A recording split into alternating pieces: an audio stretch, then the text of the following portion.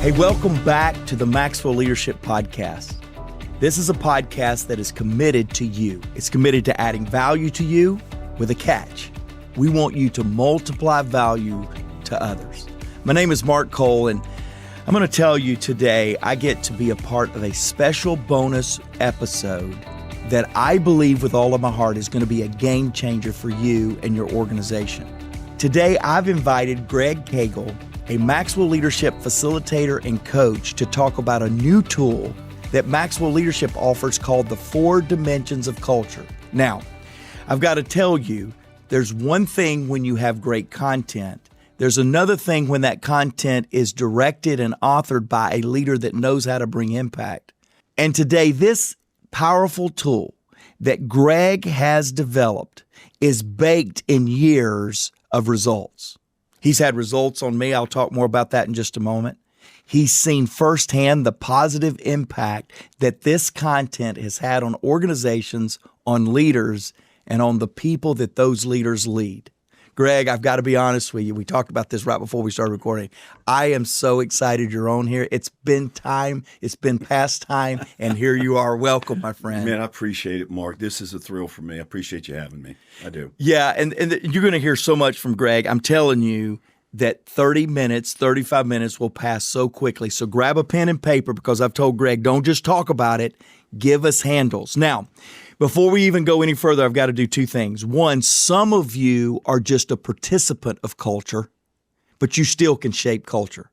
Others of you, you lead literally thousands of people that listen to this podcast. Some of you are in startups.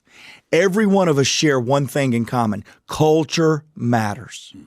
We share something else in common if we'll step up, and that is you can make a difference with the culture on your team and in your organization. So 2 calls to action today. I'm going to go ahead and tell you. Both of them are at maxwellleadership.com/culture shift. Action item number 1 is everybody needs to pick up this book. It is the 4 Dimensions of Culture. And Greg, I can't wait to dig into this, but every one of you need a copy of this book because it will make you a better participant of something all of us are impacted by, and that is culture. In fact, today, I made Chris Godey give up. Chris Godey's normally on this podcast. He's a co-host with me a lot of times. I made him give up his copy. And I checked here, Craig, and he did read it. He did. He read it. He's marked it up. And I'm very proud of Chris because we need Chris to read. So, Greg, thank you for writing a book that Chris read. The second call to action is we have developed content around this book that Maxwell Leadership wants to make available to you in your corporate setting, in your team setting, and we'll talk more about that. But Greg, enough about me.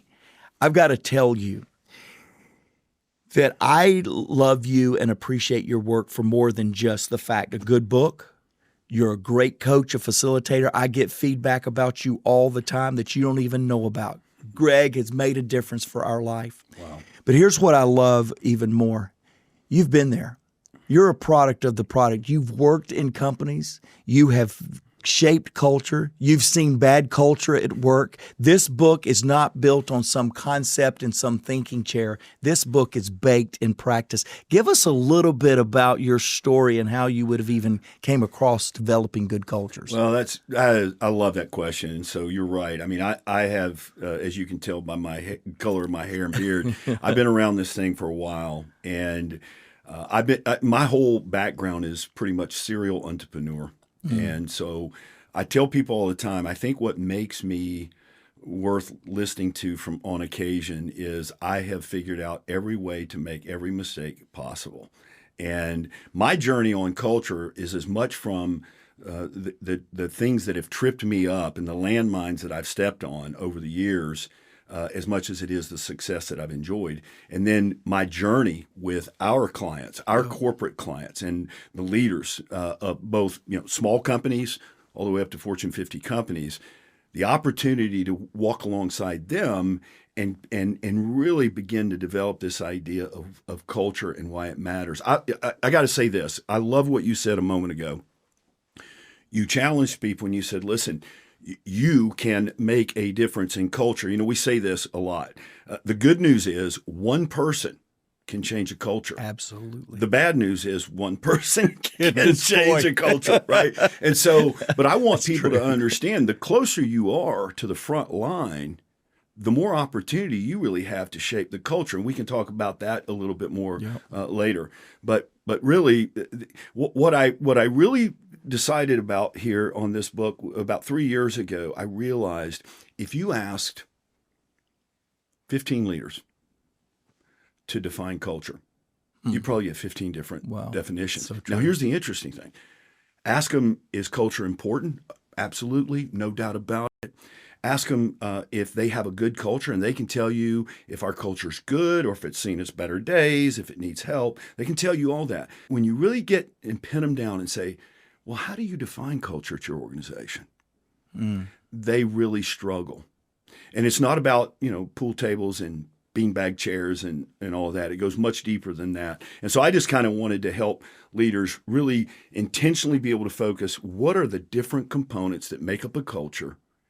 And then as a leader, how do you construct that in a way that goes out and beats the pants off the competition all the time? And that was really the whole motivation. I want to give one more biographical piece of information. This is probably not in your official bio, but I'm very injured that it's not. But maybe you'll add it after this. But podcast listeners, I appreciate Greg because he helps our bottom line. My bottom line of my company is better because Greg Cagle goes out and makes raving fans. So I love that you make raving fans and make their bottom line better. I love that you're a great coach and facilitator. I love that you're a practitioner. We go on with the bio. I love that you're a writer now because you're not just going out and helping people with something you think. You've actually put it in so that those of us that want to be shaping culture down the road can actually participate in making it better. But another thing that podcast listeners you will appreciate about Greg is this is the guy. When I share the story, and every several dozen podcasts, I share the story, when Greg set me down and said, Mark, you can't set the bar so high for your team and make it unattainable if you're not accurate in how you assess yourself. He's the guy that told me if the best on a scale of 1 to 7, if the best you'll give yourself is a 6 and how passionate and how bought in you are to the company, everybody else can only be a 5. You'll remember this conversation. I just now remembered it. I remember it every single day because I judge people on how I am as a leader. And when you are a leader and you're supposed to be more and before and doing things that others want, and you judge them based on your level of commitment, your level of buy-in, you're doing a disservice to your team. Podcast family knows that lesson because I share it often. This guy has helped me in my own self-leadership and culture. So I wanted to put that out as a bio because that'll make a connection to my podcast, our podcast family here. Here's what I want to do. I do want you to pick up the book. I do want you to bring this content into your company. Absolutely. But I want to start with this podcast. I want to talk a little bit about the 4 dimensions of culture. So what are they and really, Greg, why do they matter to me? What is this? Yeah, so let's take the second part of that question first, because I think that's critical for people out there to understand is why does culture matter? It matters because the reality is I don't care if you're trying to deliver on your strategic initiatives for your growth plan, sales initiatives. In some of our clients, there's safety initiatives because we serve a lot of the industrial complex. And whatever it is, culture delivers on that. And culture matters because if the culture isn't right, it really doesn't matter what the leader says. It doesn't get delivered on. And so what I try to help leaders understand is where you're constantly burying yourself in data. You're looking at reports. You're looking at financial reports. You're looking at your market penetration. You're looking at your marketing, all those different things, and you're trying to lead from that. You're really probably not focused on the right thing. And I'm not saying that those aren't important because they're very, very important.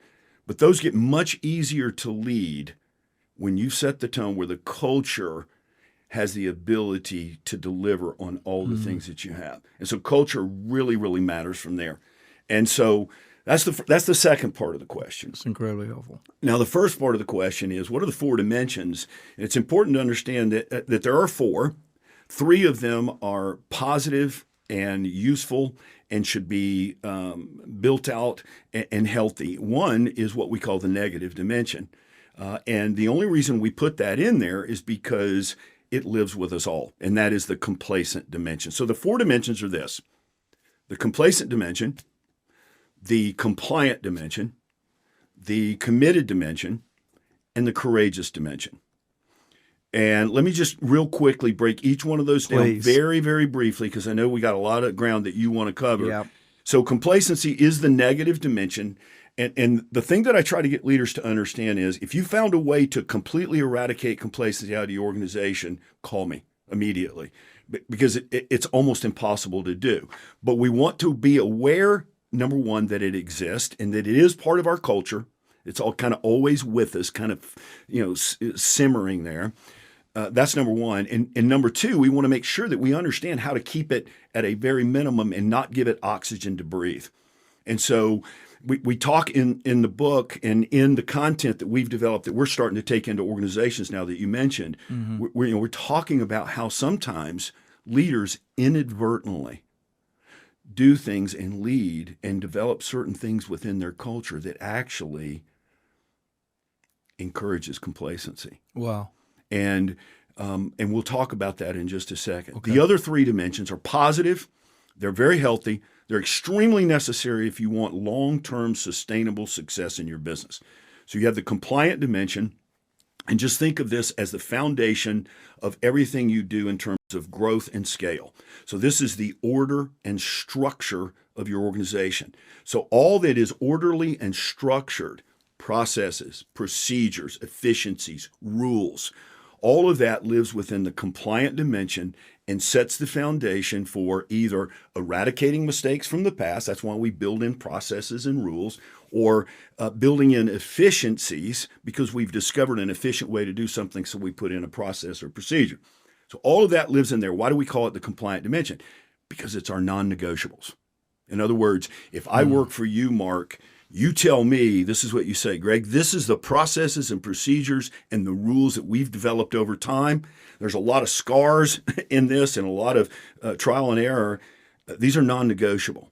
And so we call it compliant because people are expected to comply with these things. So that's our compliant dimension. Now, what's interesting is, and I'll give you this quick example. I want you to think about an organization that starts out, they're on fire, and they start expanding their business model, and they continue to grow and grow and grow, and they're on this fast track. And all of a sudden, they get to this place where they are, at the top of the mountain, or they're the industry leader, or they're the up-and-comer that everybody's watching, and they realize, wait a minute, if we're going to scale this thing, if we're going to keep this growth manageable, we better have some systems. We better have some processes and procedures.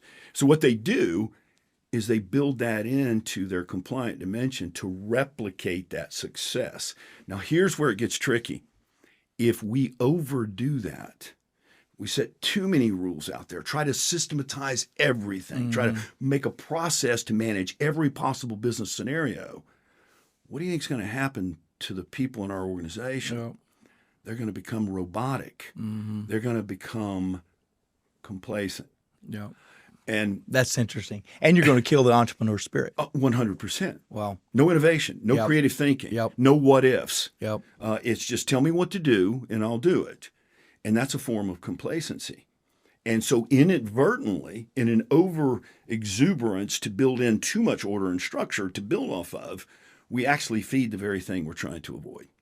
Kind of an example there, how that works. Yep. And then the other 2 I'll quickly touch on. So the committed dimension is all about performance and achievement. This is where your performance metrics live. This is where we set all of our goals. This is where the leaders is expected to motivate people to go above and beyond their best past performance. You just mentioned to me, Maxwell's having a fantastic year this year. Yep. That's part of the committed dimension. You're continuing to go beyond what you did last year, which was, I think, a record-breaking year. Yep. So that's the committed dimension: goals, performance, achievement, right? And then the last one is the courageous dimension. Now think about this. So your business is successful. You've now set the foundation with processes and systems that keep you online and allow consistency in your performance and to allow you to scale. You're hitting your performance metrics and you're hitting all your goals and everything like that. What's the one thing missing if you want to stay at the top of the market, if you want to stay as a market leader. It's innovation, creativity, right? That's what lives in the courageous dimension. Wow. Now, we call this the courageous dimension for one reason. Think about how much courage it takes. If you're amazingly successful, everything's working well, and how much courage it takes to step outside of that and say, wait a minute, let's abandon what we know in search of what we need to know, because tomorrow's going to be different. The competitors aren't going to quit. Situations change. Economics change. So we have to continuously be thinking courageously and innovating even while we're successful. Yep. And be creative in the way that we approach business even while we're successful. In fact, the best time to question success is while you're enjoying it. Yeah, for sure. Right? And so that's the 4 dimensions. So let me ask you this. I'm a visual guy. We have the 5 levels of leadership, which kind of build off of each other. We have the success cycle, which kind of lends itself to the next. Am I thinking of these in steps? Am I thinking of these in circle? Are they interconnected when I'm looking at these? You need all 4 of these components? All right, I love that question, and I love it so much. So let's go to the 5 levels for a second, because you and I both know that's the cornerstone of everything we teach, right? Yep. So if I'm a great level 2 leader, now I want to move to level 3, which is all about production and performance and leading teams for results. But when I get there, Mark, do I stop practicing level 2? No. Yep. Same thing with culture. Got it. That helps. So I want compliance. I want commitment to our goals, and I want innovative thinking, the courageous dimension. Yep. But it's not a stair step where you get to a point and you go, oh, we're a courageous organization. No, you are a courageous organization. You're a committed organization, and you are a compliant organization. That's and complacency is shoved to its bare minimum. Yep. Yeah. Hey, podcast listeners. Many of you listening right now would probably love the autonomy that comes with owning your own business or becoming a coach that helps other businesses succeed. Well, we have a phenomenal strategy where you are 100% in control of your own business, earning income on your own terms, and have access to the people, tools, and resources you need to build a thriving leadership development business. When you become a Maxwell Leadership Certified Team member, you join a global community of entrepreneurs led by our expert team of mentors and faculty, including John C. Maxwell. You'll also get one of the top leadership certifications in the world next to your name, giving you the boost you need to get started. Visit us online at maxwellleadership.com/join the team to find out more. I talked on this briefly in our opening comments. You're a product of the product. You're not going out and telling people what to do that you haven't done. So tell me what experiences have brought you to the understanding of these 4 components of culture. Wow. All right. So these questions are really rich. All right. So when I look back on my career, you tend to remember the mistakes you made more. I don't know why, but you beat yourself up and you go, gosh, if I had just done this differently or that differently. And when I look back, I was a well-intentioned leader, like most leaders really are, and I had all these great intentions, but I was so wrapped up into the minutia of business that I never stepped back and said, wait a minute, what about the environment that we're creating here? Is it I'm asking people to perform at the highest level, and I pushed for that, but I never stopped to think, wait a minute, does my environment invite that productivity? Does my environment create a motivational factor where people are self-motivated, self-correcting, self-accountable? And when I look back on it, Mark, the answer was no. I thought that if we did all the things necessary to be successful, that the culture would be what it needed to be, and it's the absolute opposite. Yep. The culture will determine the level of success that you have in these areas that you think about. And you get that right, and everything else is much easier to manage. Wow. Okay, so I want to go a little bit deeper. I've been a part of bad cultures, been a part of good cultures, and it's not always about the bottom line performance. I mean, you can have a bad culture and be zinging and doing quite well. You can be really underperforming at the performance numbers, the financial numbers, and still feel pretty good about the culture. So there's something else to culture that I want to understand. And I think you touched on it just a moment ago when you were talking about the connection between complacency and an overabundance of compliance. Mm-hmm. So you've got this interrelated piece to where overabundance compliance can kill the entrepreneur spirit. We talked about all that. And you talked about how compliance can take you to complacency. What I'd love for you to do is talk to me about those and how they're signaling potential disaster in the company. Well, this is really good because the reality is an overabundance of any one of the three positive dimensions will drive you towards complacency. In the compliant dimension, it's an overburden of rules and process and procedures that eliminate any creative thinking, any innovative way of looking at doing things. And so I become, as an employee, robotic. And in essence, I show up for work and I say, tell me what to do. And that's what I'll do. What does the manual say, right? But think about this.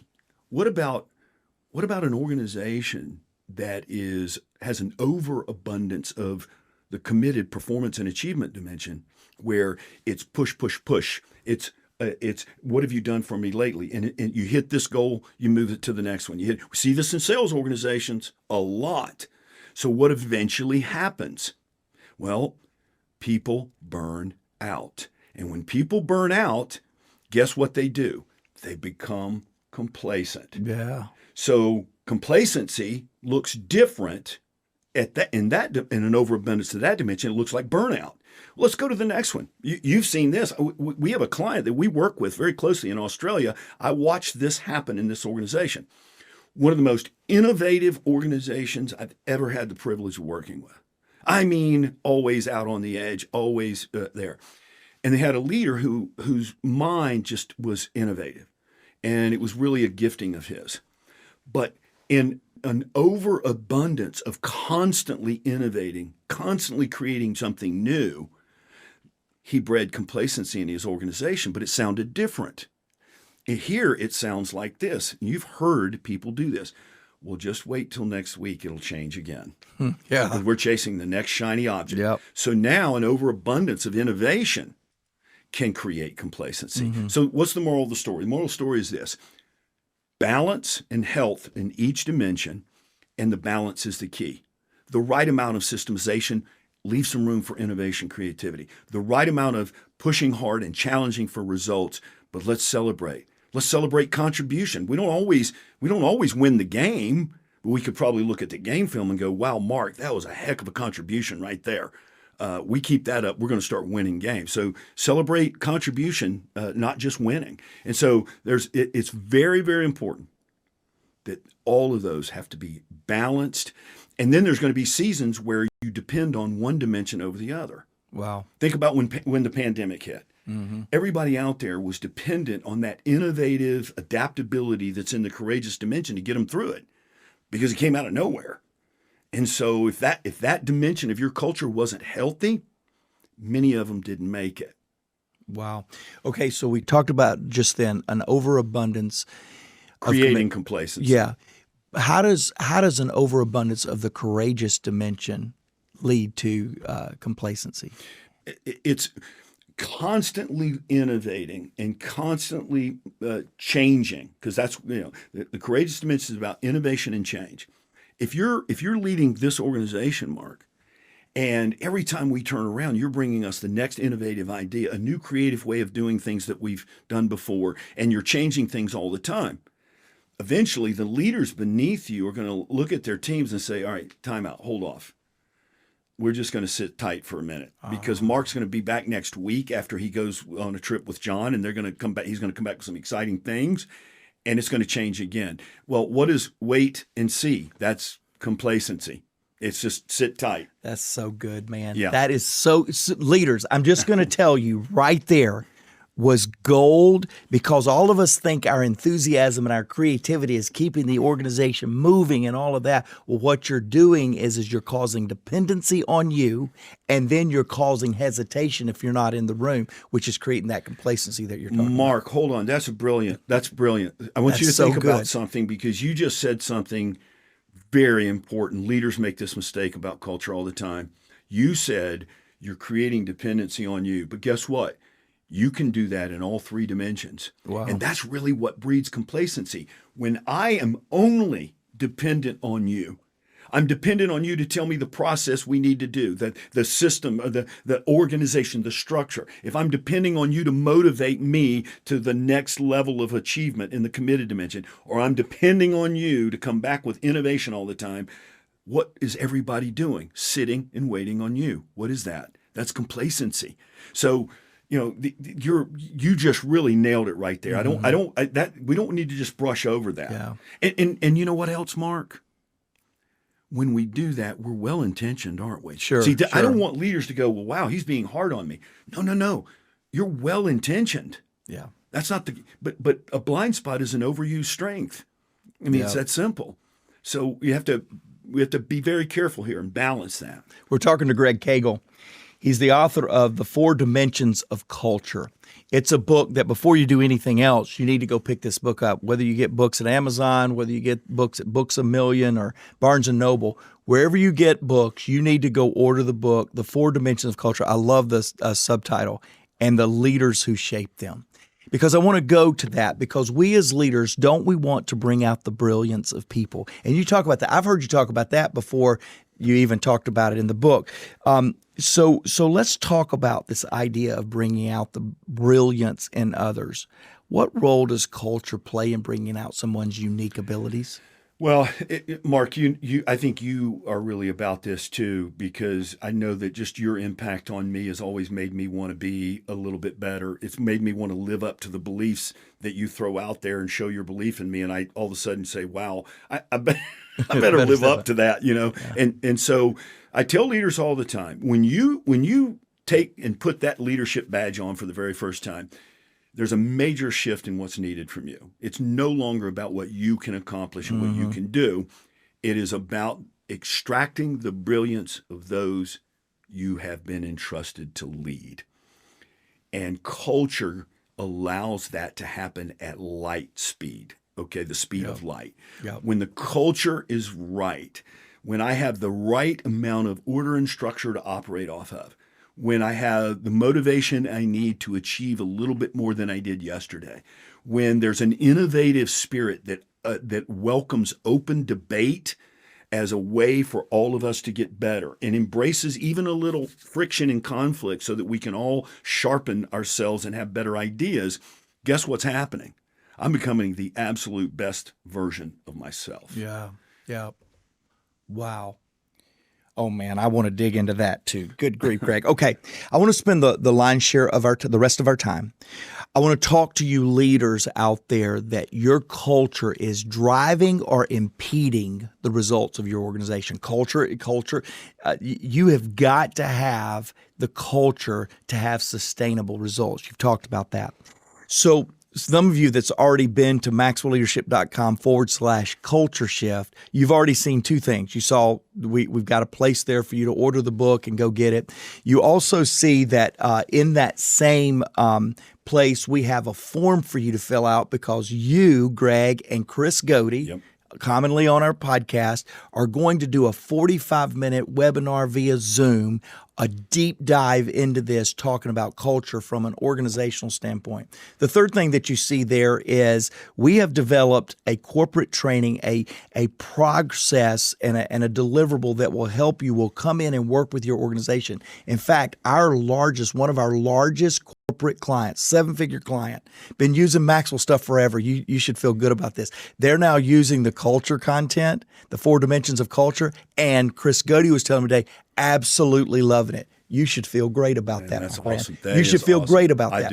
I do. And so I want to spend the rest of our time, Greg, and to you viewing this and listening to this, I want to spend time about culture affecting the production of a company. And then I'm going to give you some action items. You're going to be able to really lean into this content. But how do the 4 dimensions of culture affect the overall performance of an organization? Yeah. Okay. So this is such a really good question, because what good is culture if it doesn't lead to the ultimate performance of the organization, which is what we're looking for? And by the way, Mark, if I can step back for 1 second, because I know there's some leaders out there thinking, well, this is all great for the CEO or the COO or all the C's, right? Yep. But I just lead a little small team. I want everyone to understand, as a leader, you can build a culture within your team that allows you to deliver on the expectations the organizations have of your team. So if you think that you can't affect your department or your team, I mean, think about it. If I'm leading the HR team, the culture probably needs to be a little bit different than if I'm in IT or I'm leading the sales team.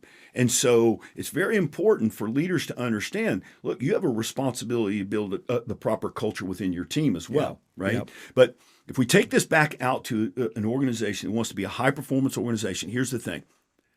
Tell me if this resonates with you, Mark, because I know you've been around a lot of businesses.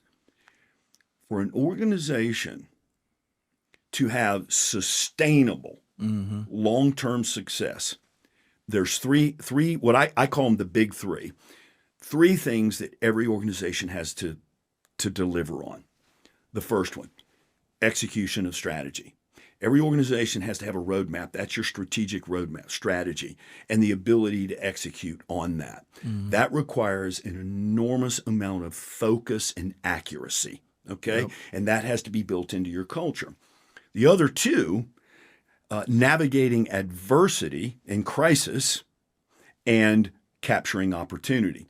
It's really interesting to understand here that many organizations, when they look back, they'll tell you, oh man, when we got through that, whatever that was, adversity, that crisis, things changed for us. It catapulted us to the next level. Or they'll say, you know, when that opportunity presented itself out of nowhere and we captured it, that took us to the whole new level. Well, here's what's interesting.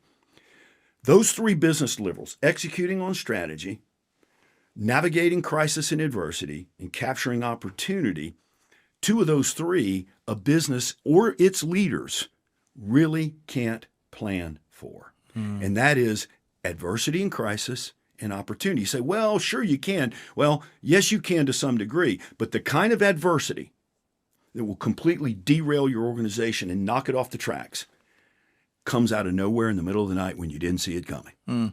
Prime example, very easy to point to, the pandemic. Yep. Why did some organizations get through that and actually even be healthier? And why did some organizations turn into a fatality because of it? So what culture does is it creates an environment that is prepared for the things you can't plan for. Yeah. You can't plan for it, but if you're prepared, you'll get through it. And so when crisis hits, what do we need? We need adaptability. We need to suddenly move in different directions in how we do business. We went from an on-site world to a virtual world for a while in our teachings and trainings because of COVID, right? Yep. That was an adaptability function. That has to be built into your culture. And if you wait until it happens and then try to do it, you're in trouble. Same thing with capturing opportunity. Most of the time we get on the other side of crisis, what do we see? An opportunity. And it's right there, right then. We need agility built into our culture at that point. We have to be agile enough to say, there's the opportunity. If we don't grab it, someone else will. And so let's go get it. And if the culture is right, we have the ability collectively to go after that opportunity, grab it, and catapult us to the next level. So it's what on podcast family, you've heard John say often, when opportunity appears, it's too late to prepare, right?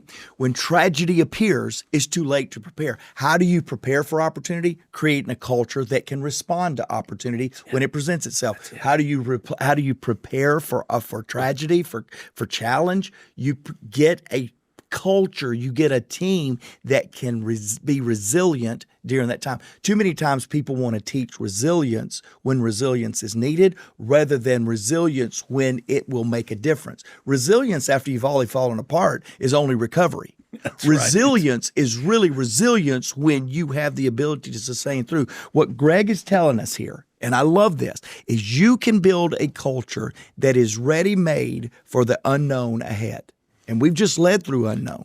Like you said, COVID was unknown. Well, there's a tragedy. There's an economic downturn. There is an opportunity to double your business right around the corner.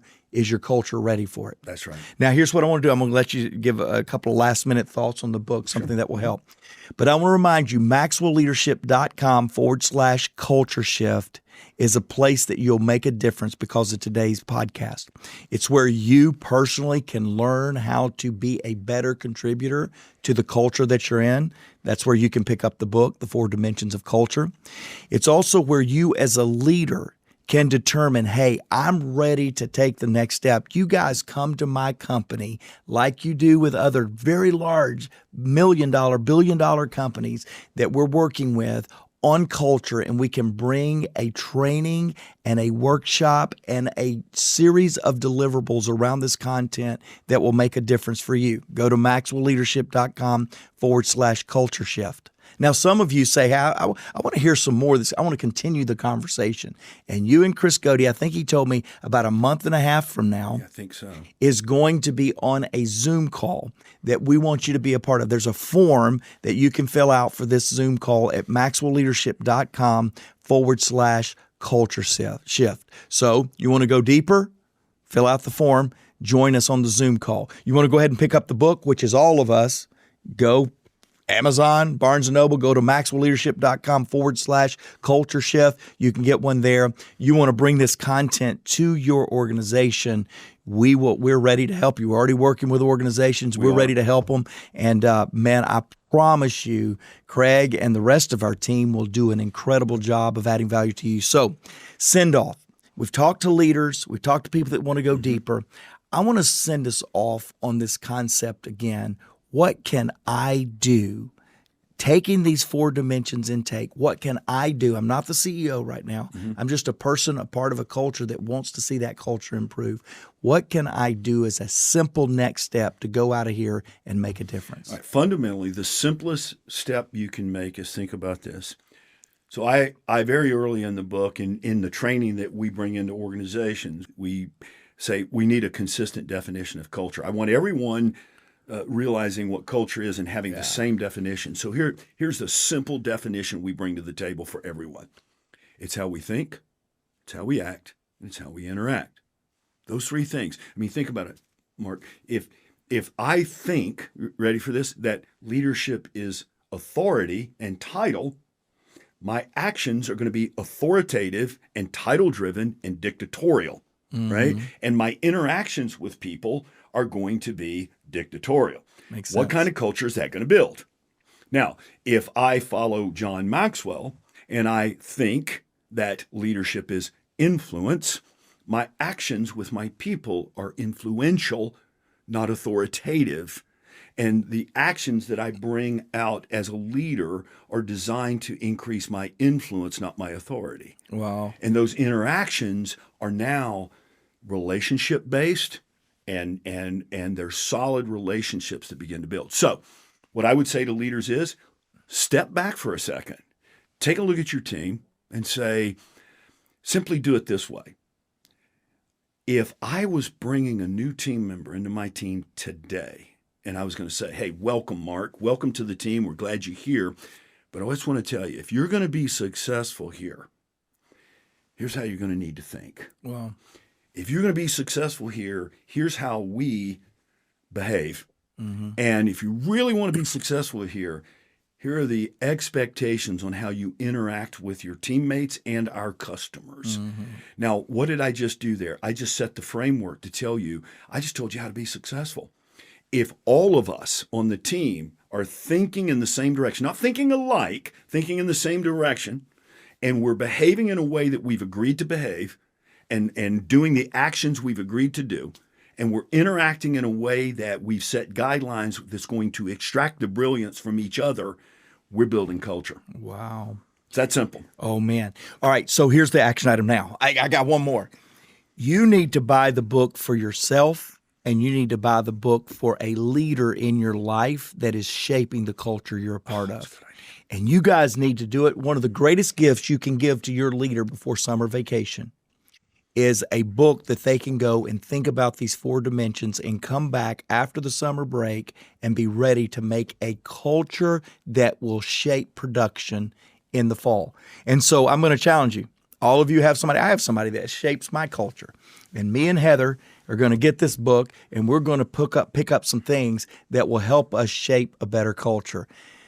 Greg, thank you for all you do. You've impacted me personally. Thank you, Mark. You've impacted me now today as a podcast contributor, and you've impacted so many companies. Let's keep doing it. What do you say? Amen. Hey, we're ready to help you. Thanks. By the way, we do all of this.